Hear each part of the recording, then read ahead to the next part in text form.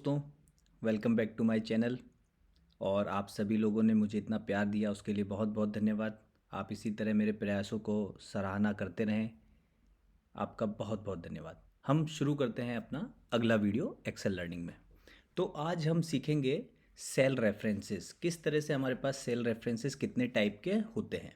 तो सबसे पहले एक होता है सिंगल सेल रेफरेंस। सपोज़ कि ये एक सेल है, ये सेल है A3। ये एक सिंगल सेल रेफरेंस है कि अगर मैंने इसको सेलेक्ट किया है तो ये एक सेल का जो डाटा है यही सेलेक्ट होगा।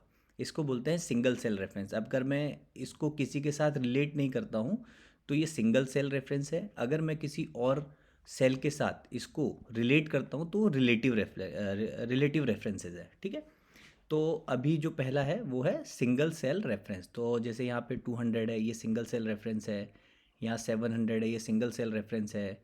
यहाँ पे 200 है, ये सिंगल सेल रेफरेंस है। और यहाँ पे ये नाम लिखा है, ये भी सिंगल सेल रेफरेंस है। ठीक है। इसी तरह नेक्स्ट आता है एरे रेफरेंसेस। एरे क्या होता है? जैसे सपोज कि ये A3 है ना, ये A3 है और मेरे पास जो पूरा डाटा है इसको बोलते हैं एरे। ये मेरा एरे है।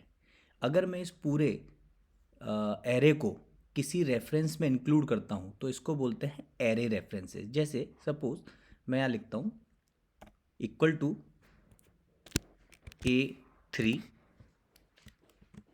Plus column F8। तो अब ये आप देखेंगे ये ऑटोमेटिकली सेलेक्ट हो गया। ये जो ऑटोमेटिक सेलेक्ट हो गया है ये है एरे।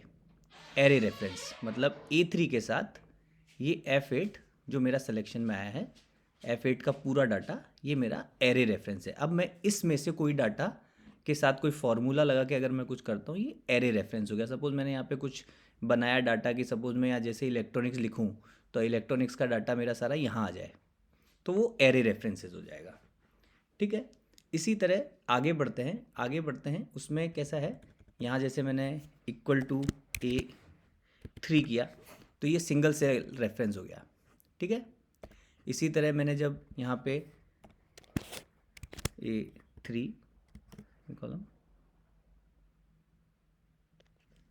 F8 किया तो ये पूरा एरे सेलेक्ट हो गया। ठीक है।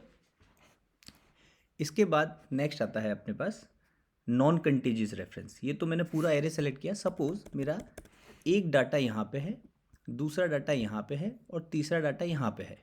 तो मुझे किस तरह से वो फॉर्मूला लगाना है? तो क्या करना है मुझे, equal this comma this comma this. आप इस तरह से कर सकते हैं।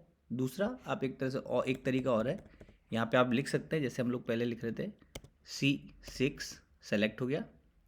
इसी तरह F8 सेलेक्ट हो गया। तो इस तरह से आप जब डाटा रेफरेंस लेंगे इसको बोलते हैं नॉन कंटेजियस रेफरेंस। मतलब जो कंटिन्यूटी में नहीं है, ब्रेक कर करके हम लोगों ने कहीं पे भी मल्टीपल डाटा में से कोई 4 डाटा हमने लिया, 10 डाटा लिया तो ये नॉन कंटेजियस रेफरेंसेस कहलाता है। ठीक है।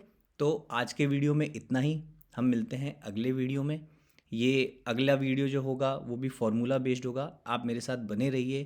Thank you so much joining me. आज के लिए बहुत बहुत धन्यवाद। Thank you.